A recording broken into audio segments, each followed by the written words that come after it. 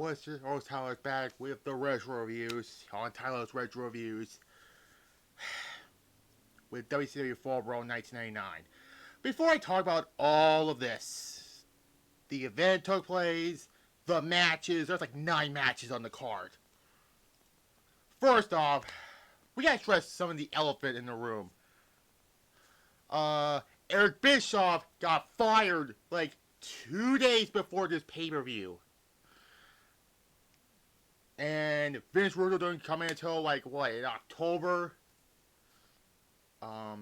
As we know, in 2 weeks from now, we'll do Unforgiven 1999, and we'll talk about that second part of the story. And as much as I want to do No Mercy next month, but I already tell you what the October reviews will be. Bad Blood 2003, ECW 119 and 2006, Battle for Glory, TNA Battle for Glory 2006, Halloween Havoc 1991, and Halloween Havoc 1999. So that's the other part of this WCW portion of the story we'll talk about, because No Mercy 99 didn't have like that many things about it. So also you like to like let me see.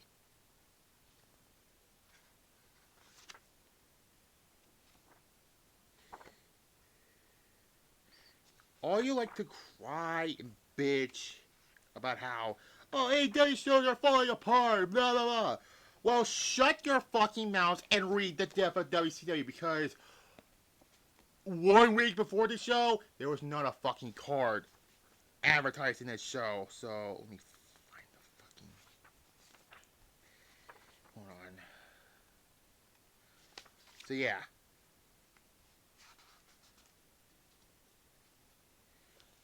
So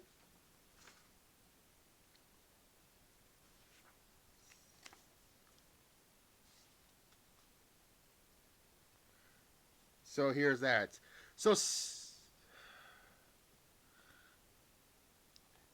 in the first post-Bischoff period was Fall Brawl. If anyone needs evidence of how screwed up WCW was at this point, consider the fact that they done such a poor job of planning that there wasn't any card at all a week before the show airs. The cable competitors finally lost it, and the following is ad appears. The news says, we're the advertising agencies that won't tell us who's going to be there. For God's sakes, don't miss it. And the show did a 0.30 buy rate. Yeah, that is really shitty.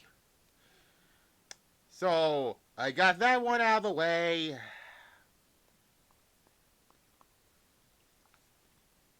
Let's talk about the show itself, or the pay-per-view itself, and I'm gonna say it right now, this show was terrible.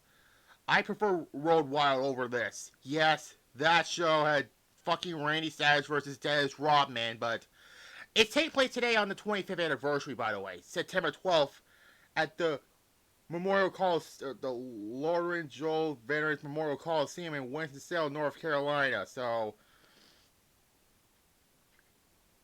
there's that.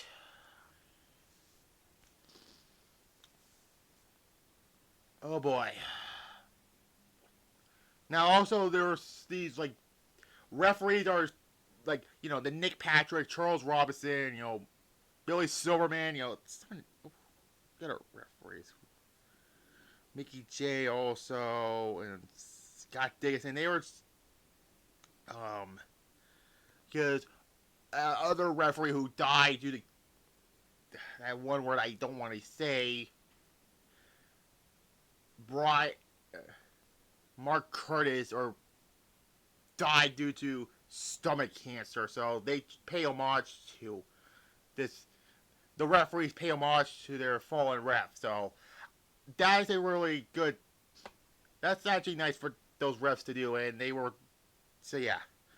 Well, let's get to this show. It's only been 4 minutes. I already started doing the matches. Again, 9 matches on the card. So we kicked off with a 6-man tag match, the exact same match from the prior month's Road Wild, except if you saw my Raw Nitro review back in last month, he left WCW to go back to ECW because he cannot go to WWF until Unforgiven the following year, so he has to go back to ECW for this 1 year non-compete clause is over. So we get the first iteration of the Filthy Animals of Rey Mysterio, Eddie Guerrero, and Billy Kidman defeats Vampiro and the Insane Clown Posse. This was a fine 6-man tag match, but I'm getting sick of seeing the same match. The face team I'm a fan of. Vampiro could go fuck himself, and the Insane Clown Posse are not wrestlers, really.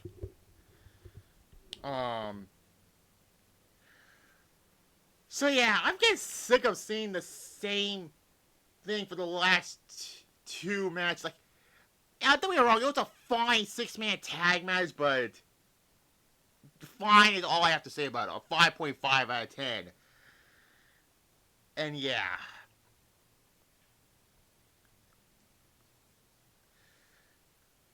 Anyways, then we get for the WCW Cruiserweight Championship, which, keep in mind, the Cruiserweight Championship hasn't been defended on a pay-per-view since April's Spring Stampede. Yeah, you can tell the Cruiserweights were going downhill in WCW. Lane defeats Kaz Hayashi to retain the Cruiserweight Championship. Yeah, nothing of a match, really. It was not a great match. All I gotta say is, like the opener, paint by numbers, really. 5 out of 10. Just a lackluster match. Anyways, then we get a no disqualification match between the first family of Hugh Morris and Brian Knobbs defeats the Revolution's Dean Malenko and Shane Douglas. This is the first of the 3 losses for all 4 members of the Revolution with this match. Why the fuck they had to lose to the first family? Oh, by the way, it's Jimmy Hart's group back in, what, the 80s? Nobody knows what the fuck they are, but... And this tag match was terrible. Just a 1 out of 10 I'll give it. Again, I'm just remastering these from the original ones on my main channel, but keep in mind, this show it sucked. Anyways, then we get for the WCW World Television Championship. Rick Steiner defeats Perry Saturn to retain the WCW Television Championship. On paper, this will be a good match. The execution, not so much. And that sucks because these are really 2 good wrestlers. But, spoiler alert, the next night on Nitro, Rick Steiner lost the television championship to Chris Benoit. So what was the point of that? That's the second loss for the Revolution. I give it a 3 out of 10. It could have been better, but it's just not good. Berlin, who is the repackaged Alex Wright, yeah, that's offensive, defeats... Now, this was originally supposed to be Buff Bagwell versus Berlin. However, Buff Bagwell decided not to work the match. Instead, Berlin defeats Jim Duggan. This is a really controversial match because James from We Are Pro Wrestling already did his review of Fall Brawl 1999.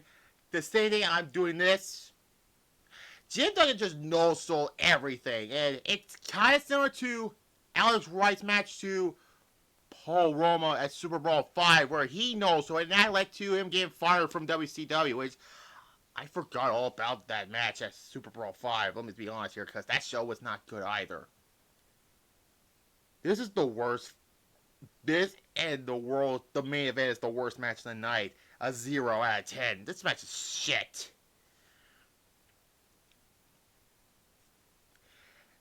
Next up is for the WCW World Tag Team Championships. Harlem Heat of Booker T and Stevie Ray defeats the West Texas Rednecks of the Wyndhams to win back the WCW Tag Team Championships. My bad.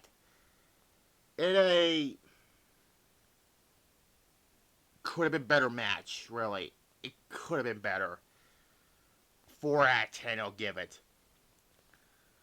But, yeah, not a great match. And Harlem becomes 9-time WCW Tag Team Championship, which, fine, but they will lose the tag titles again when we get to Halloween Havoc.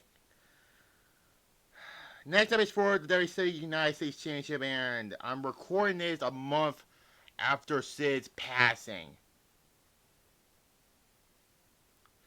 Sid Vicious defeats Chris Benoit to win the United States Championship. I'll be honest, this was a really good match.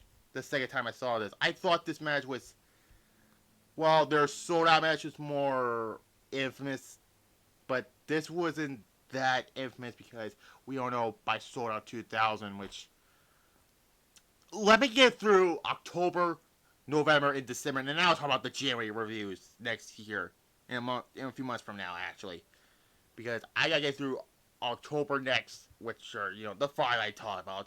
November is Survivor Series reviews, and in December, well, sooner, some point later, in a month from now, I'll probably talk about what are the December reviews will be. The 2 are December to December 2006 and Starrcade 1999.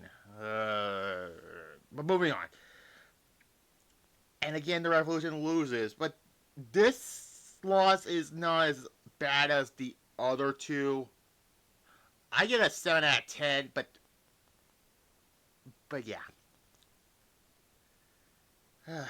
Sid becomes allegedly 80-0.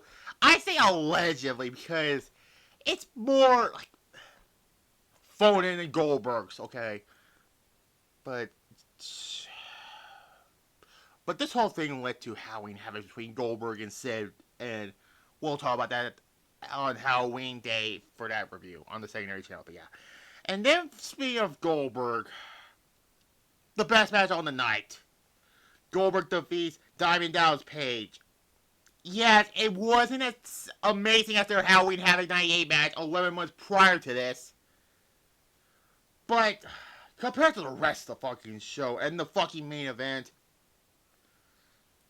it's like gold compared to this. I mean, Benoit Sid was second best match on the show. This is the best match on the show.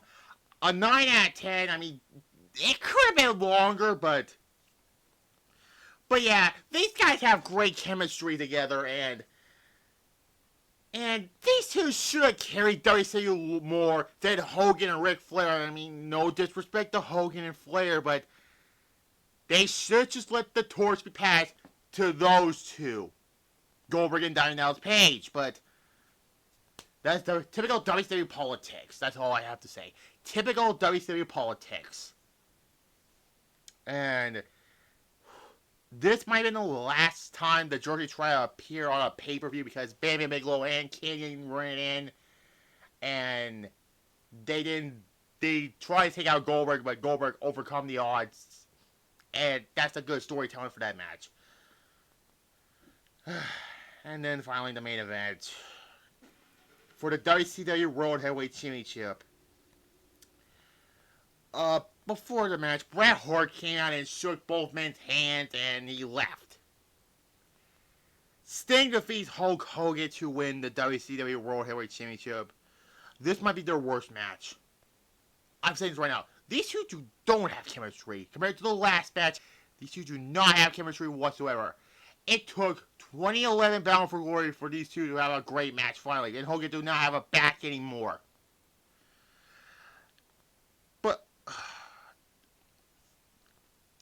Diamond Page ran in. Diamond cuts Hogan. Puts Sting on top of Hogan. 1-2. Hogan kicks out and hulks up. Then Bret Hart comes in. He takes out DDP. Then Sid ran in. He took a foot from Hogan.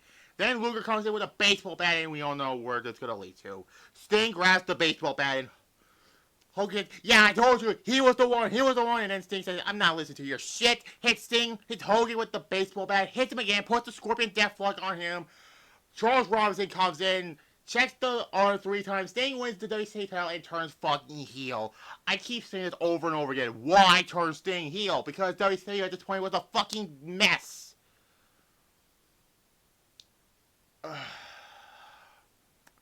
It didn't fucking work. Because by November, Sting's back to being a babyface.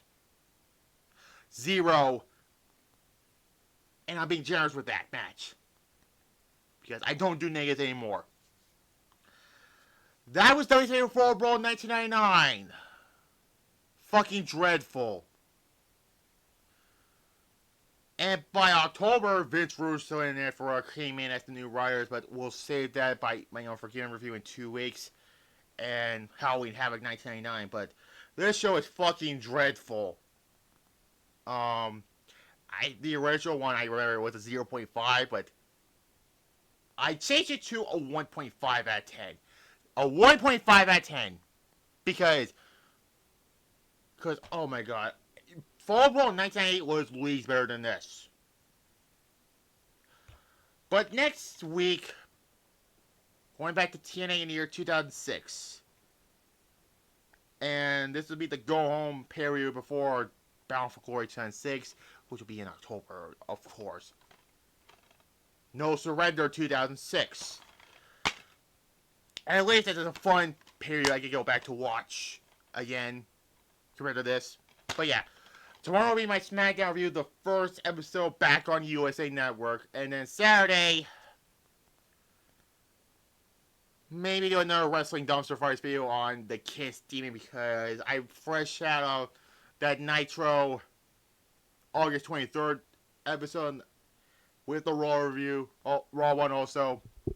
So that's the next one we're talking about. And then Sunday I'll do the first Ice Age review. And I will count out every Road to WrestleMania for SmackDown vs. Raw 2010 also on this main channel there. So subscribe and click the notification bell on my main channel also. Also like this video, comment down below, subscribe to this channel right here and click the notification bell also. So you'll see next week's review of No Surrender 2006. And move on from there. Bye-bye.